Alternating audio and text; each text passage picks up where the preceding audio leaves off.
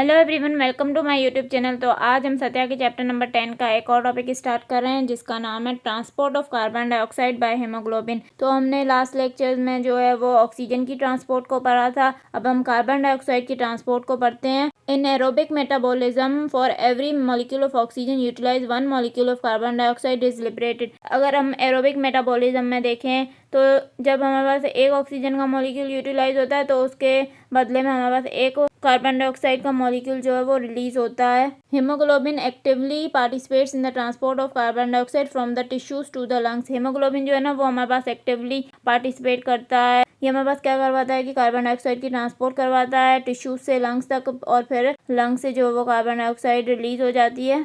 About 15% of carbon dioxide carried in blood directly binds with hemoglobin। About जो हमारे पास 15% carbon dioxide जो हमारे पास blood में आती है ना वो हमारे पास डायरेक्टली जो है वो बाइंड करती है हेमोग्लोबिन के साथ।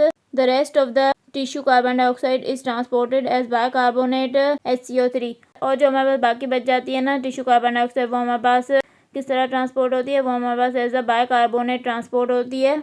Carbon dioxide molecules are bound to the uncharged alpha amino acids of hemoglobin to form carbamyl hemoglobin as shown below। Carbon dioxide molecules जो है ना वो हमारे पास पहले बाइंड करते हैं अनचार्ज alpha amino acids of haemoglobin के साथ, और फिर वो क्या बनाते हैं, कार्बामाइल हेमोग्लोबिन बनाते हैं, जैसे ये नीचे दिखाया हुआ रिएक्शन में। ये देखें, ये हमारे पास क्या है, हेमोग्लोबिन और अमाइनो एसिड्स हैं हेमोग्लोबिन के, और उसके साथ कार्बन डाइऑक्साइड जो है वो हमारे पास बाइंड हो रही है, और क्या बन रहा है, हमारे पास कार्बामाइल हेमोग्लोबिन बन रहा है, और हमारे पास साथ में प्रोटॉन रिलीज हो रहा है। इसके बाद हमारे पास क्या है कि the oxy haemoglobin can bind 0.15 moles of carbon dioxide per mole haem, whereas deoxy haemoglobin can bind 0.40 moles carbon dioxide per mole haem. तो हमारे पास जो ऑक्सी हीमोग्लोबिन है वो हीमोग्लोबिन जिसके साथ ऑक्सीजन बाइंड की हुई है वो हमारे पास जो है ना वो कार्बन डाइऑक्साइड के 0.15 मोल्स के साथ बाइंड करता है। मतलब वो हमारे पास हीमोग्लोबिन जिसमें पहले से ऑक्सीजन बाइंड है तो वो हमारे पास जो है ना वो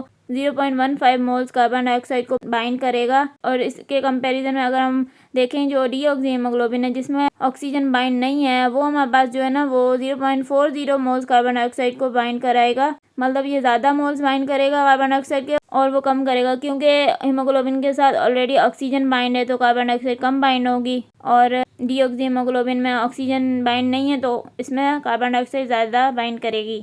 The binding of carbon dioxide stabilizes the T-dot form of hemoglobin structure, resulting in decreased oxygen affinity for hemoglobin। तो जब हमारे पास बाइंडिंग होती है ना कार्बन डाइऑक्साइड की हेमोग्लोबिन के साथ तो हमारे पास जो है ना वो हेमोग्लोबिन की टॉट फॉर्म स्टेबलाइज होती है। मतलब हेमोग्लोबिन अपनी टॉट फॉर्म में आ जाता है, टेंस फॉर्म में आ जाता है, वो फॉर्म जिसमें ऑक्सीजन बाइंड नहीं होती, डीऑक्सी फॉर्म जो होती है ना हेमोग्लोबिन की। तो इसमें फिर हमारे पास क्या होता है कि जो ऑक्सीजन की एफिनिटी है ना वो डिक्रीज हो जाती है हेमोग्लोबिन के लिए।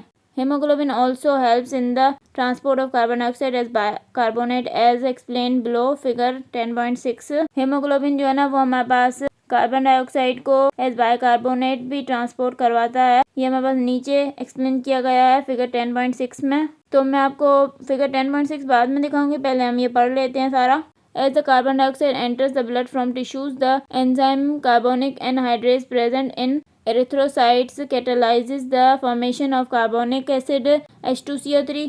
जैसे हमारे पास जो है ना वो कार्बन डाइऑक्साइड टिश्यू से ब्लड में एंटर होती है ना तो हमारे पास क्या होता है कि ब्लड में जो एरिथ्रोसाइट्स होते हैं ना उनमें हमारे पास एक एंजाइम होता है कार्बोनिक एनहाइड्रेज। वो क्या करता है कि कार्बन डाइऑक्साइड को वाटर के साथ मिलाकर कार्बोनिक एसिड बना देता है, H2CO3 बना देता है। Bicarbonate and proton are released on dissociation of carbonic acid वो टूटता है ना तो उससे हमारे पास क्या रिलीज होता है, बाइकार्बोनेट और प्रोटॉन रिलीज होते हैं। Haemoglobin acts as a buffer and immediately binds with proton. फिर हेमोग्लोबिन क्या करता है कि जब हमारे पास प्रोटॉन रिलीज होता है ना तो हेमोग्लोबिन इमीडिएटली प्रोटॉन के साथ बाइंड हो जाता है। Haemoglobin as a buffer act करता है। It is estimated that for every 2 protons bound haemoglobin 4 oxygen molecules are release to the tissues. तो जैसे ही हमारे पास जो हेमोग्लोबिन है ना उसके साथ हमारे पास 2 प्रोटॉन्स बाइंड होंगे ना तो फिर 4 ऑक्सीजन के मॉलिक्यूल्स जो है ना वो रिलीज होंगे टिश्यूज में। In the lungs binding oxygen to haemoglobin results in the release of protons.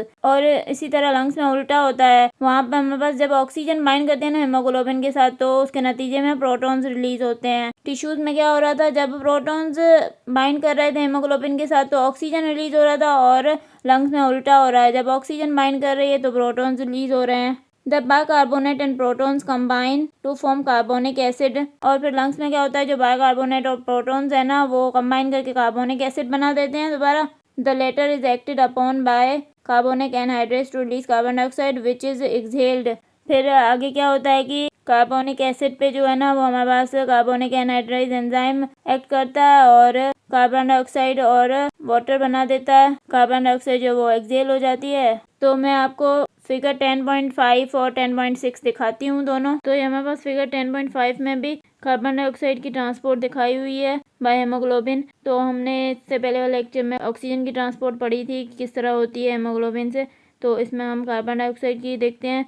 तो हमारे पास ये ऑक्सीजन जो है वो आ जाती है लंग से टिश्यूज़ में, किस तरह होती है ट्रांसपोर्ट ये मैंने आपको बता दिया था।